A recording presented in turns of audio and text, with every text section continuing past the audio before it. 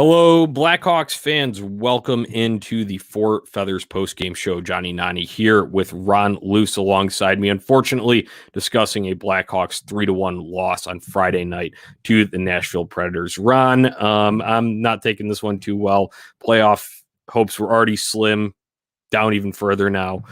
So I'm having some misery beers. Yeah, I feel you, man. I actually just finished my misery beer, and I unfortunately was silly enough to not grab another one before we started. But I'm right there with you, Johnny. This was a heartbreaker. They really needed this win to keep pace with the Predators and really the Stars. I mean, the Stars are probably the team that has the best odds right now to make the playoffs, and I'm sure we can touch on that later. But a bit of a heartbreaker tonight on a Friday night for Blackhawks fans everywhere. Yeah, a tough one, especially after the elation that came in the third period of Wednesday night's game with the miraculous comeback, the miracle on Madison, as we dubbed it. So, obviously that was a big one to keep them alive at that time. Not saying they're completely mathematically eliminated, because there technically is still a chance, but basically you got to run the table essentially from here on out. So unfortunately, a little bit of mourning going on here with this Blackhawks post-game show. We'll get into all of this game action here. But before we do, standard housekeeping, make sure you go to ontapsportsnet.com for all your Chicago sports literature and podcasting needs. You can follow us on Twitter and Instagram at Four Feathers Pod and at OnTap Sportsnet. If you enjoy the podcast, go subscribe, rate, and review wherever you listen. So, Ron, as I mentioned, a 3-1 loss here tonight at the hands of the Nashville Predators. Let's set this one up. Malcolm Subban back in net. I don't think that was too much of a surprise. Kind of ride the hot hand as we discussed in our group chat. Calvin DeHaan out. Obviously, he's been battling some nagging injuries, so he was not able to go tonight. Nicholas Bodine draws in, so the Blackhawks once again going with 7 defensemen, 11 forwards here. That was a setup for it. Some question around the lineup here, Ron. How does Strome not draw in? I know he's a scratch as well on Wednesday night, gets it again here, and they go in favor of Connolly. I saw that kind of being discussed here, so I want to open it up to you first for this setup before we get into the action. Yeah, I think part of it is just Connolly, I think, has more speed. And in a game like this where you really need to beat Nashville and you got to beat their trap, and I know we're going to get to that at some point here with the episode title being the Nashville Trap, but you need guys that can speed through the zone and can get there and get the job done. So unfortunately, Strome just doesn't have the wheels, and I think that's why Connolly drew over him in the lineup. Yeah, and I could see that too, and I think experience could be another thing too. You look at a guy like Connolly, over 500 NHL games played. Unfortunately, he doesn't offer much penalty kill wise or power play. The only time we'll get out there on the power play is at the very end when they're already transitioning back to 5-on-5 play. So I just wanted to bring that up. I don't, hate it. I don't love it though either, because me, and I'm a fan of Dylan Strome's playmaking ability. But once again, I do agree that the speed factor it definitely favors Connolly in that regard, and you do need that to break the Nashville Trap, the title of this episode. We'll talk about how that came into play, but that wouldn't be for a little bit, because the Blackhawks would start this game better than they did. Obviously, it was kind of a lull for the first 2 periods on Wednesday night, and then they really picked it up in the third period. They came out and they had a little more jump tonight, Ron. I didn't mind the start, and obviously, we were scoreless after one in this one, but I think the start was better, and it gave me a little bit of confidence going forward here, because you could easily come out, and we've seen it in games past. Think about the series that we had back-to-back on that weekend when Nashville came to town last time, and they just completely, dominated from puck drop in those ones. So what did you think of the start here? I thought the start was great. I was actually very pleased with the start. I was actually frustrated because, as you mentioned, it was tied going into that first intermission. I think the Hawks should have been in the lead. I mean, Vinny Hinostroza actually, ironically, repping his T-shirt tonight from his original stint, so it's number 48. But, he had that really nice chance on Saros. Unfortunately, he just can't beat him high over the glove. Realistically, the Hawks should have probably been leading after those first 20 minutes. I loved the effort, and I think that's just why I was frustrated that it was tied going into first intermission. Yeah, no, I definitely was too. But either way, I can still take that because, like I said, it just gives you a fighting chance at least, and you're at least getting some looks there. Some highlights from this first period.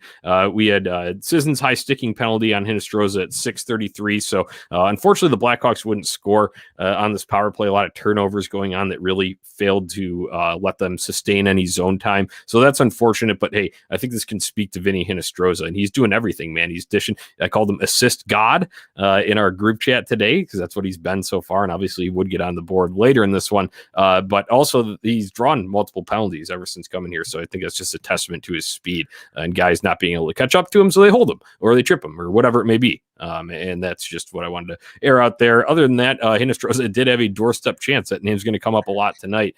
Some nice creative puck movement in the offensive zone. Unfortunately, he got in a little bit too close to Saros, and Saros was able to make the save as Hinostroza is trying to go up high. Ron, I think I'd like to see him. It's weird because you think you do want to bull rush the net almost all the time, but from where he was at, I think you want to pull back a little bit so you have the angle to be able to get it above the glove side. Yeah, especially because Saros is a pretty short goaltender too. I don't think a lot of people realize that. I think he's actually under 6 foot. He's probably one of the few goaltenders in the league that actually is under 6 foot. So if he does drop like he kind of did, he started to kind of get into his drop at that moment. Like you said, if you could kind of fake him into it thinking you're going to bull rush and make him kind of drop a little early, kind of what we saw in the Hagel goal, actually, the game winner on Wednesday night. Saros dropped a little early. Hagel took advantage of it and went roof. I think that would have been exactly what you want Hinostroza to do in that situation. Yeah, I would agree. That's just kind of the way that I saw the play. But either way, that's still a good chance for the Blackhawks there, and it was a result of some nice puck movement there. So that just kind of speaks to what we were talking about, how we were still pleased with the first period play here, and obviously it ended up even. Other than that, Subban makes an excellent post-to-post save in this opening frame, so credit to him for all the factors that we mentioned on Wednesday night. Ron, I know you weren't with us here on that one, but it's tough coming off when you're cold, and I know it's a little bit different now because this is his second of a consecutive start, but for a while it was kind of cold before then. He obviously started Saturday in Detroit and then was off Monday against Nashville. He went to Lankinen and then going back to him for these final two. So I just wanted to highlight that. They're other than that, not a whole lot. They had a good push to end the first, like we mentioned, so it gives you a little confidence going into the locker room. And then we go into the second frame. And this is where the Blackhawks very well could have taken the lead because Pius Suter hits a post. He absolutely beat Saros up high. Like, we said the textbook is on him since he is a short goalie and he goes down. He beat him high, but it just hit right where, the crossbar and the post meet, clanged out. And then there's another kind of turnaround chance on that. And it was, I believe, him and possibly Vinny Hinostroza there too, but Hinostroza not able to get a stick on it. Man, Ron, this one stings. Literally the sound of the post and then just the implications of it. I was going to say the sound of the post is my heart breaking in that moment because it was a nice shot. I mean, Suter was in the right spot, actually really similar, kind of ironically, to his goal that he scored on Wednesday night as well, right in the hot, kind of that mid to low slot, in perfect position to get a nice angle on the goaltender. And like you said, he beat Saros. Just unfortunately, the crossbar wins and it comes straight down and straight out and just never crosses the goal line. Very frustrating, especially then because it felt like they had an opportunity. They actually did a good job rallying to the puck instead of kind of letting the moment get them. But unfortunately, like you said, man, Saros was really good tonight, stood on his head, and just that's a heartbreaker. Yeah, so we mentioned the Blackhawks having a decent first period, especially the finish to that one. After that kind of chance there early on for Pius Suter in the middle frame here, Nashville would ramp up their offensive game a little bit as this thing went on, and that was evidenced first by the goal on a play. Unfortunately, Nashville that's what they do. They hem you in your zone a little bit, and Wyatt Kalynuk not able to clear the puck out completely. So the Preds keep it in. Tired Blackhawks on the ice eventually leads to a scrum in front of the net, which Johansson buries here. 1-0 Preds, and Ron, I hate to call a game over after that, and I didn't think that in my mind at the time, but you at least get a little bit of a itch that it's oh shit, are we even gonna because you can't count. I will just say, and obviously we saw it in the end result tonight, you can't count on a miraculous comeback again, so you didn't want to start it, and it just feels like as soon as Nashville scores, they get the Jets rolling, and they would score another one later on here. So I don't know how you felt after that. Yeah, that one was it was kind of that kick in the gut where you're just all right, well, they got the lead. This isn't going to bode well. That's always what you fear. It always feels like the Hawks do better too when they get the lead first. So I think that was something I was hoping to see from them again, is take the early lead and have that momentum. Because as we mentioned, they played a really good first period.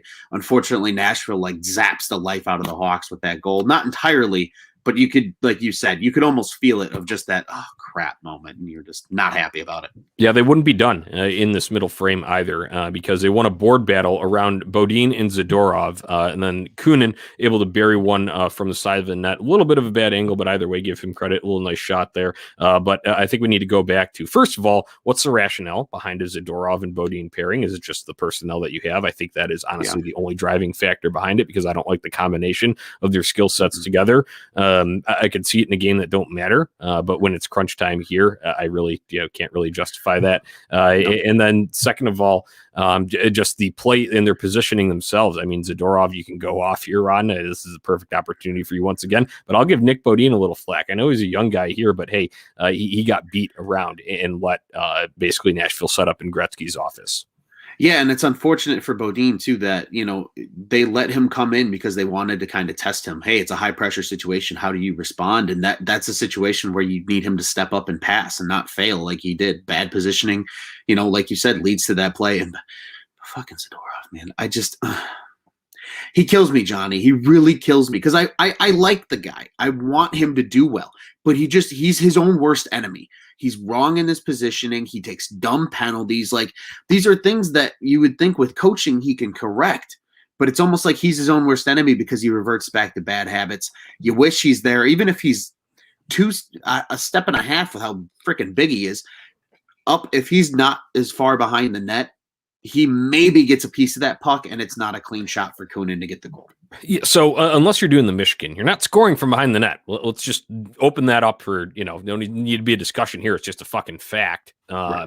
So him coming down when Bodine is already down there and Bodine already beat down there. Either way, I think the play is because where's the pass coming to? Where's the pass coming to when a guy goes behind the net? They're looking to center it.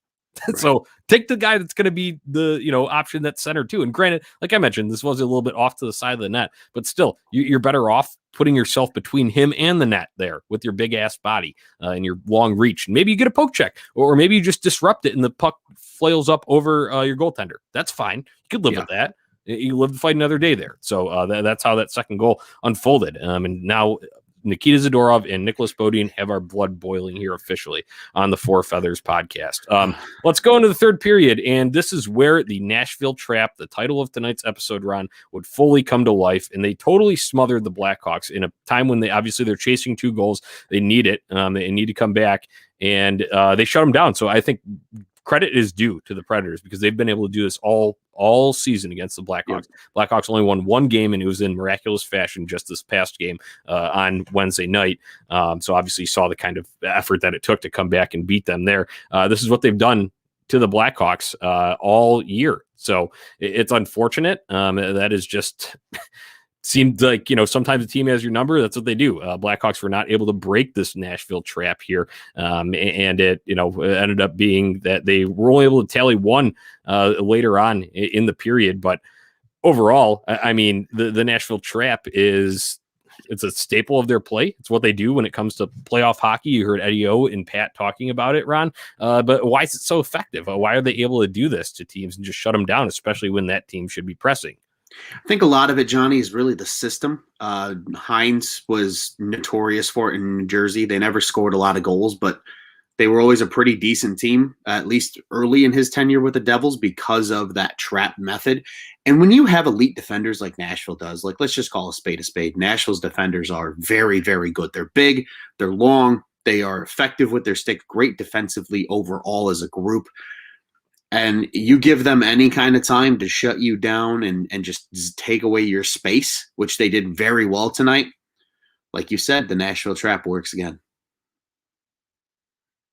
Yeah, Ron, and that's just evidence here. I finally got some of these stats pulled up here, and for in the third period here, you get scoring chances 8-0 in favor of the Predators. You're the team that's pressing from behind. You don't have a scoring chance. So this is via natural stat trick. So it could be a little bit, different when it all is settled down and maybe they update some of those stats. But either way, that was the scoring chance rundown there. 0 high danger chances to 4 for Nashville in that third period. That's the Nashville Trap in full effect, and that's why we're calling it this. Unfortunately, the story of the season for the Blackhawks against the Predators. Scoring-wise in this final frame, it was a play where Ellis sent the puck down to the right wing boards and to the goal line, and that is where Halla just picked it up and fired one through. Banks in off of Subban from a terrible angle, basically from the goal line. And this was the final official dagger. I know the Blackhawks would get one back after this on none other than Vinny Hinostroza, the only guy who seemed to really be able to break anything sort of Nashville Trap wise here tonight. So he did tally on a kind of a goal that had to be reviewed because they couldn't see it, and it was eventually ruled a goal, and they made the right call there, but too little too late. End story here, Ron. And it sucks because, like I'd mentioned, coming into tonight, Blackhawks only had, this is according to moneypuck.com, 6.7% chance coming into tonight, and now those odds, they don't update them until the next day, but I can't imagine they will be very favorable at all. They won't be zero because mathematically you could have a Predators tank, you could have a Stars tank, and you could have the Blackhawks go on a run, and that is about the only way that they can get in the playoffs here, Ron. So unfortunately, these misery beers coming back. I need to have a sip. I'll let you talk for a little bit. Yeah, man. I mean, going back to the third Nashville goal, we joked about it before we jumped on it. It was a poo-poo goal. Like, you can't have that. That's just a bad angle.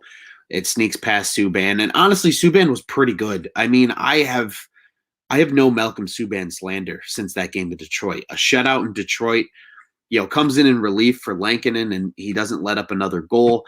The big win on Wednesday. I mean, yeah, even though they were down 4-1 as a team, Subban played incredibly well. It could have easily been worse. And then tonight, he made a lot of really nice saves in the first period. He made that great cross-crease save. I believe it was on Johansson to, keep the Predators off the board early. So, no Malcolm Subban slander, but that's just a tough one when you have it from a bad angle. And then, yeah, I mean, Vinny Hinostroza, Johnny, I know we briefly mentioned it as well when you and I were just talking, but the reason I put this t-shirt on, and I really think Vinny Hinostroza is a, middle six winger on this team going forward. I think finally his hands have caught up to his feet, and he's actually able to make those plays at that higher speed. Sure, is he going to come back and now be the next Alex DeBrincat type? No, we're not saying that. But he can easily be a very effective middle six forward, I think. And plus, I think him and Brandon Hagel, the Bash Bros, do an incredible job together and play really well off each other because they're very similar skill sets. So I think his speed and now the skill catching up to that speed, Johnny, is really going to make him valuable for the future. So very happy to see him have a good game. Unfortunately, you need the whole team to play well. They played well, but the Nashville Trap smothered all chances that they had all night. They brought in great rushes and then nullified. Great rush, nullified. Great rush, nullified, and so on and so forth. So just a tough game. It not only did the Nashville defense suck the life out of the Blackhawks, it also sucked the life out of us fans. Yeah, 100%, Ron. I think that's a good encapsulation of it. I think my final takeaway here then to kind of summarize this and look big picture is that now, unfortunately, like I said, yeah, there could be a run the table moment, and I'll be rooting for them every step of the way. I hope to God that happens, and there's a complete collapse in both Dallas and Nashville that would allow this to happen. But let's just be realistic here. It's probably not going to happen. The Blackhawks are likely going to miss the playoffs here. So down the stretch here, what is it? What are guys playing for? Obviously, young guys, like we talked about for most of the season. So hey, they'll be competing for jobs, show what they have. I would imagine that you get some, maybe not this next game, but down the stretch when it's a little bit more concrete that it's over. You'll see some of these guys. Maybe a Mike Hardman draws in just to see what he's got. To some of these other guys, maybe you bring up some Rockford guys that you want to get just to look at, like kind of at the very end last year when Brandon Hagel had his first game. Granted, no global pandemic was going to cancel the rest of the season, but that's where we're at there. And then also a guy like Vinny Hinostroza and a guy like Brett Connolly. They're going to be figuring out, what the deal is for them and futures in Chicago. Or they, obviously Connolly, I think, could be exposed to the Seattle expansion draft. So unfortunately, that is where our attention will most likely shift when we're breaking down these games going forward, Ron. But I think that wraps up tonight's game. Good to see Vinny Hinostroza at least compete hard, do what he's doing, and see a resurgence for him, because that had to be a tough stretch in Florida. Only playing 9 games, scratched in and out, doesn't have very big role, fourth line at best, and then comes here and he's just on fire since. Assist God, Vinny Hinostroza. That's what we're calling him. So, all right, that wraps up tonight's game. It was 3-1 Predators win. Blackhawks playoff chances just take a major hit due to that. It's just the reality of the situation here. So the season is not over yet, though. So we're looking for development guys, kind of finding roles, proving something, working for a contract like a Vinny Hinostroza will be. The next chance to do that will be Tuesday night back at home once again against the Tampa Bay Lightning. That'll be April 27th, 7 p.m. Central Time start on NBC Sports Chicago, I believe. So Blackhawks now sit at 22, 21, and 5, 49.6 in the Central.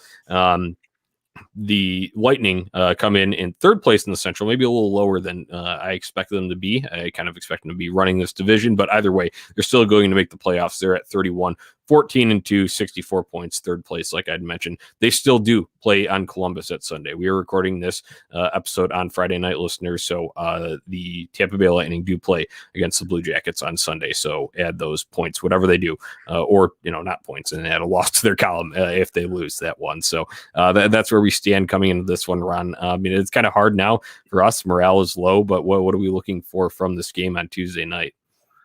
Yeah, honestly, at least for me personally, I think a lot of my attention is going to turn more to the development of some of these guys and having something to prove. And, I'm looking forward to seeing what guys like Hinostroza and Connolly do. I'm actually kind of excited to hopefully see Dylan Strome draw in because I feel like he is kind of fighting for his future in Chicago. He did sign a 2-year deal, but that $3 million is very movable. Certainly a guy that you could expose to the expansion draft if you wanted to, if you really felt like he wasn't going to be a part of your future. And, I think there's a lot of guys that have something to prove. Unless you wear 88, 12, and maybe 2 and maybe 5, there's not a lot of guys on this roster that can't sit here and comfortably say that they're for sure going to be a part of this team next season. So that's kind of what I'm looking forward to and just kind of seeing now how the rest of the season plays out. I hope they go on that run too, like you mentioned. I pray that the hockey gods have a sense of humor and hopefully we can see some playoff hockey. But if that's not the case, development and seeing these guys, either become a part of somebody else's future or become a part of this Blackhawks team's future. Yeah. So you'd mentioned, kind of like miraculous runs and hockey gods working in mysterious ways. Last night, Ron, you and I were on a little call and we were, kind of chatting back and forth about this, but, we talk about crazy things. That's why I'm not shutting the door completely. I know it's very unrealistic, but we looked at that schedule and the way the Stars are playing, and we're like, oh my God, they're going to, knock us out just by, winning these games that they have coming up. Well, guess what? They lost last night, like 7-3 to the Detroit Red Wings. So Cabrera had like 4 goals. That kept them in place where they are. Granted, they are above the Blackhawks with 50 points as opposed to the Blackhawks 49. But hey, the Stars have had an interesting season so far. So maybe we'll see that this could be a, not a tank mode, but a one of their bad stretches that comes at a bad time for them. So you never know. We will see. But even then, the Blackhawks would still have to leapfrog these Nashville Predators who now have 5 points on them. So we will see how the rest of this plays out for this Tuesday night game specifically. I honestly, I don't want to get embarrassed. I don't want to get bullied by the Tampa Bay Lightning because we've seen that a couple of times. We did see a nice win for Siebes in overtime, fashion when they came to Chicago on the day that Brent Seabrook announced he was hanging up the skates for good. So generate some of that life, kind of maybe some, what's the word? I don't know, vibes from that you're still kind of see as soon as you see the white with the blue bolt across the chest, maybe that kind of brings up those memories, instinct sort of thing. So that's all I've got pretty much for this one. We got stick to click wise. I'm going to roll with him, man. I'm going to take Vinny Hinostroza. He's been really good, and he seems to be the most consistent player right now. I'm looking forward to seeing him and hopefully Brandon Hagel get back together, but I'm going to take number 28, Vinny Hinostroza. It's been a while since I picked a defenseman. I'm going to the back end. I'm going number 48, Wyatt Kalynuk. We talk about guys having something to prove, guys that will, and he also, for the most part, outside of that turnover that did not exit the zone, I think there were a couple, players that retired there that could have helped him too. So that's why another reason why that puck didn't get out. But either way, he did help sustain some of the rushes that the Blackhawks had earlier on when you're talking about that nice stretch towards the end of the first period. He's active, but I like our guy Blackhawks D-Zone, who's in the comments here. He had said, Wyatt Kalynuk, when we talked to him on Twitter earlier, he said Wyatt Kalynuk is, he makes plays with pace, but he's also patient at the same time. And so, like, when he does make his decision, he's not afraid to go with it, and he does it confidently. So I could see him, he scored a goal to kind of ignite the comeback on Wednesday night. So I think we could see more from him, and especially from a younger guy that is still trying to prove his place here on the back end for the Blackhawks. This is only his 13th NHL game tonight. So that's why I'm going to go with Wyatt Kalynuk here. So, Ron, final thoughts, and then we can get out of here and go and grab some more of these misery beers because I'm just sad right now. Yeah, Johnny, I'm looking forward to just watching Blackhawks hockey, enjoying it still, because this team has still been very fun to watch. And yeah, hopefully you learn something. You find a guy or two that you're really looking forward to seeing the step they take next season, because this is going to be a big offseason for this team. I think they can really do a lot to, improve this roster still and maybe become a sneaky playoff team next year. And, obviously there's the word out that Taves will be back next year if he continues to trend in the direction he has. Could be a really fun next season, and it's time to identify who's going to be a part of it. Yeah, and when you look at the pieces that are here and, like, some of these guys taking jumps earlier than we thought and really impressing, I think this kind of can be a pushback to anyone who said that the Blackhawks should have just tanked and they should have just mailed it in, because you're seeing, first of all, the fight, and I think this is important for Jeremy Colliton himself too. I know a lot of people, I've seen it, as soon as they lose, there's always going to be people that say they want the head coach gone. It doesn't matter if you're whatever 15-1 up to that point, they could still do that, but that's I think it was big for both team, some growing pains for sure, but also some very surprising and encouraging developments from a lot of these guys. So that's what I'll be looking for more down the stretch here. That's about all I've got for tonight. Once again, this was the Four Feathers post-game show. The Nashville Trap bites the Blackhawks 3-1 loss here on Friday, April 23rd. We'll be back at it for that Tuesday night game on the 27th of April. Make sure you're going to ontapsportsnet.com for all your Chicago sports literature and podcasting needs. Following us on Twitter and Instagram at Four Feathers Pod and at OnTapSportsNet. If you enjoy the podcast, go subscribe, rate, and review wherever you listen. So, Ron, that's about all I've got for tonight. Wish we were ending on a happier note, but we're true through and through. Let's go Hawks. Let's go Hawks.